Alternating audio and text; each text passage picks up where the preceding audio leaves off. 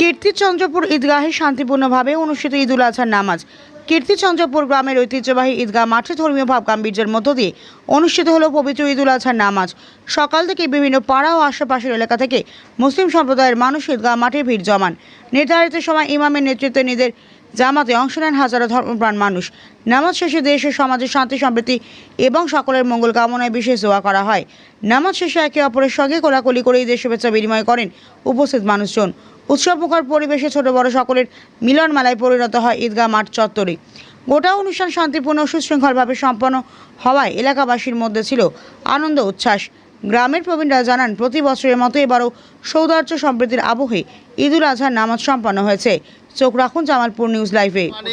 সরকারি নিয়ম মেতে সব করছি আমরা সুষ্ঠুভাবে শান্তি শৃঙ্খলা বজায় রেখে সব মুসলমানকে জানানো যাচ্ছে সরকারি নিয়ম নীতি মেনে সকলে শান্তি শৃঙ্খলা মেনে অনুষ্ঠান পালিত করো। এটা কোন জায়গা? এটা কীর্তিচন্দ্রপুর। আপনার নাম? ফিরোজ খান। আপনার গায়ের রংটা আপনি যা বুঝেন আমি যা বুঝি এগুলো সব আমাদের ব্যক্তিগত ব্যাপার, কিন্তু যখন আমার ইসলামের জন্য, আমার কোরআনের জন্য, আমার হাদিসের জন্য, আমার আল্লাহর জন্য, আমার নবীর জন্য যখন কোনো আহ্বান এসে আমার এক বাক্যতে আমরা কি করবো? লাভবাহিক দেবো ইনশাল্লাহ। নারায়ে তাকবীর। তাই এই ঈদের জন্য